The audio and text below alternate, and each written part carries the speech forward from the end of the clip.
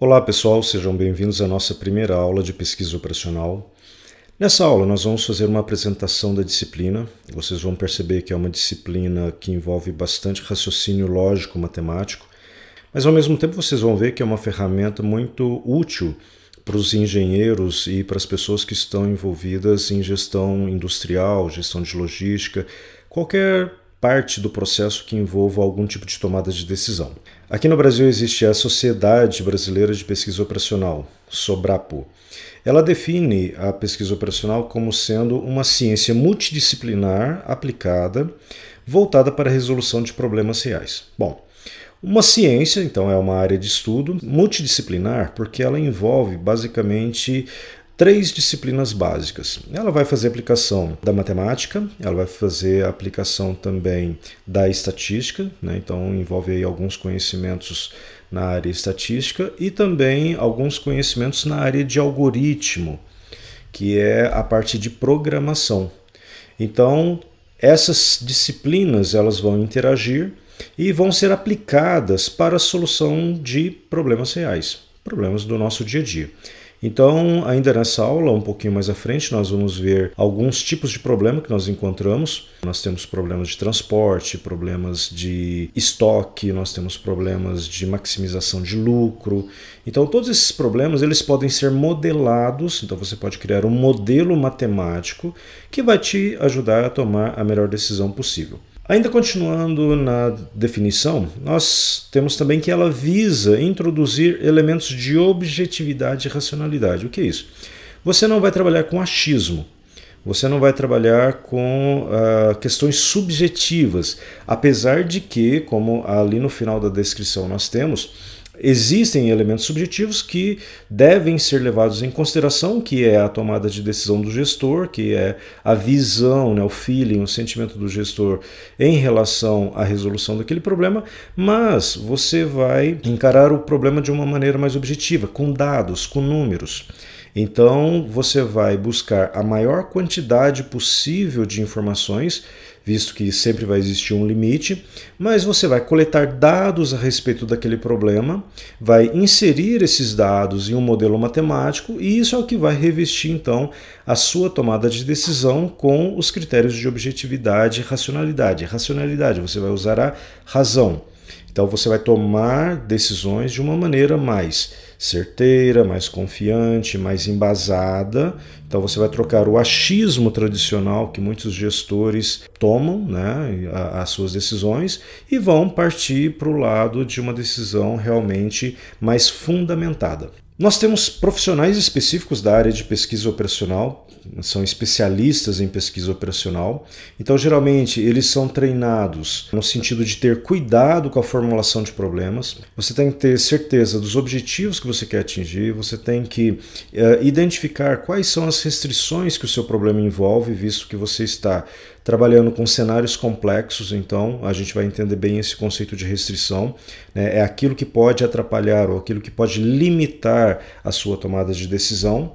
Esse profissional também ele vai sempre tomar decisões ou ele vai formular modelos matemáticos para que a tomada de decisão ela aborde, ela contemple limitações de recursos financeiros, dinheiro, de recursos naturais, de repente uma determinada matéria-prima, limitações humanas, uma falta de pessoas, por exemplo, né, material humano, e de repente as questões de tecnologia, produtividade, rendimento de máquina e assim por diante.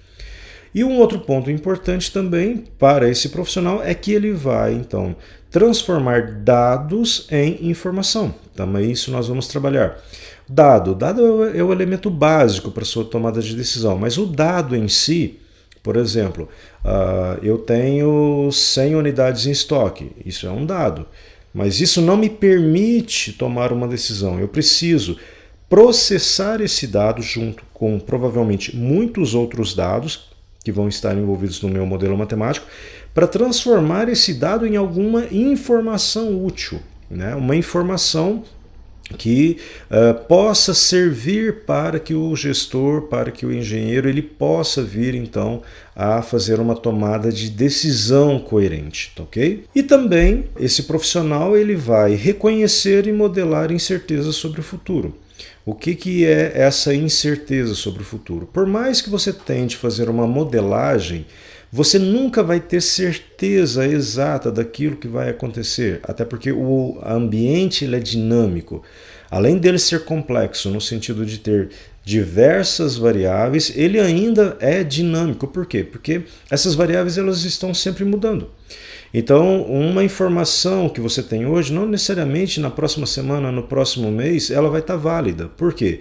Porque os dados, né, que compõem ali as suas variáveis, por exemplo, a inflação, uma quantidade em estoque, o preço de um frete, tudo isso está em constante mudança e você tem que rotineiramente atualizar esses dados, rodar novamente o seu modelo para verificar quais as mudanças que você teve em relação àquela situação anterior.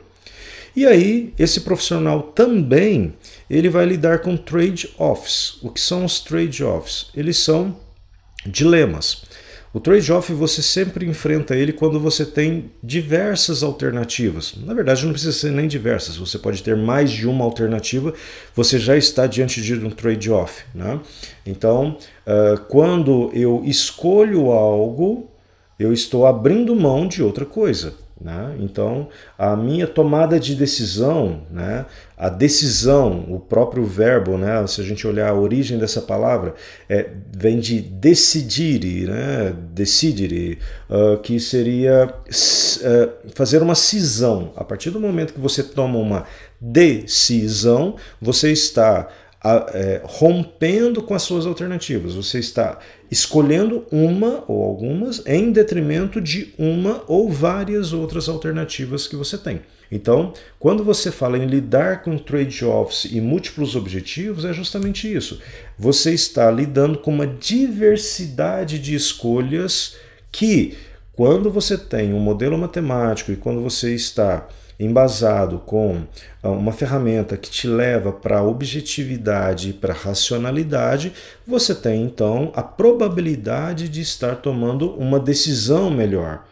Lembrando que nem sempre você vai ter a melhor escolha, até mesmo a sua decisão, que na maioria das vezes ela vem com um certo critério subjetivo, que é a sua decisão, é a sua visão como pessoa, em detrimento dos números que são apresentados, nem sempre ela vai ser a escolha correta. A gente também está sujeito a isso, por melhor que seja o modelo matemático. Então, quando a gente fala no histórico da pesquisa operacional, a pesquisa operacional ela vem da Segunda Guerra Mundial.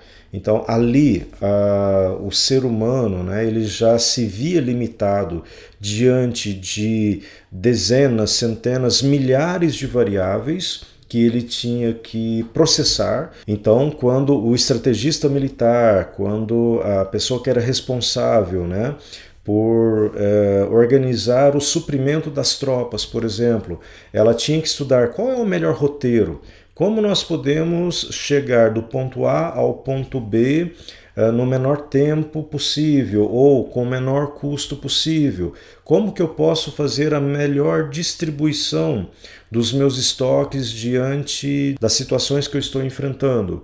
A quantidade de variáveis era tão grande que eles não tinham competência suficiente, né? Eles não tinham condições humanas para tratar aquilo com precisão, né? Com rapidez principalmente e com um alto grau de acerto.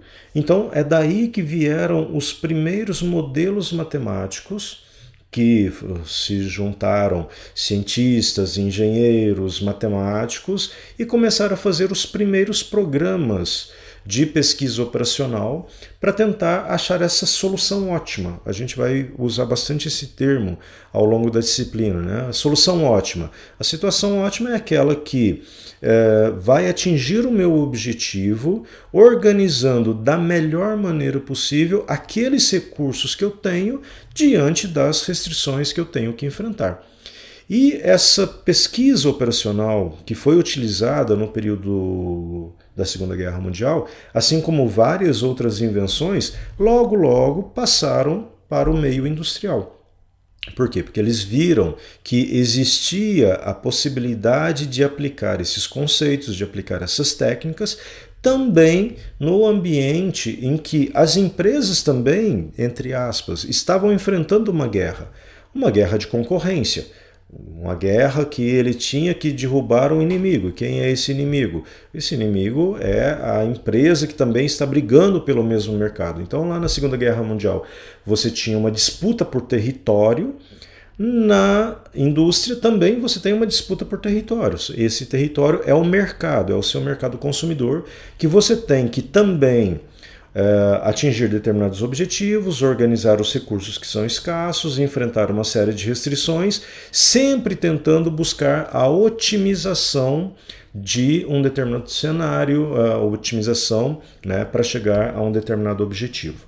Então, daí é que vem a importância para que vocês, hoje alunos, né, e amanhã futuros profissionais do mercado de engenharia, conheçam essa ferramenta e se não utilizarem, né, como uma ferramenta no dia a dia, que pelo menos o raciocínio voltado para a otimização dos recursos, que isso possa ser aplicado no dia a dia de vocês.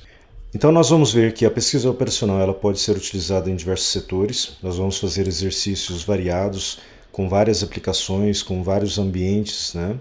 E dentre esses setores nós podemos encontrar então a parte de transporte, a parte de cadeia de suprimentos, esportes, governo, produção de bens, indústria e até mesmo na educação. Então, por exemplo, nós podemos ter desde uma situação em que nós queremos encontrar o menor custo possível de transporte entre duas ou mais localidades, passando pela melhor forma de se fazer a gestão de estoques dentro da empresa. Então, muitas vezes nós encontramos um cenário limitado, onde nós temos poucas quantidades de uma determinada matéria-prima ou de algumas matérias-primas, e aí nós precisamos tomar uma decisão. Quais são os produtos mais lucrativos que nós podemos fazer? Isso é otimização. Então, nós vamos estudar diversos cenários onde a pesquisa operacional ela pode ser aplicada. Nós vamos conhecer algumas ferramentas de programação linear, a mais simples de todas elas, o Solver do Excel, mas nós temos alguns outros programas que nos permitem fazer também a modelagem e a resolução de problemas matemáticos utilizando a pesquisa operacional. Para ficar mais claro a aplicação da pesquisa operacional nesses ambientes, nós vamos assistir na próxima aula um vídeo da Sociedade Britânica de Pesquisa Operacional.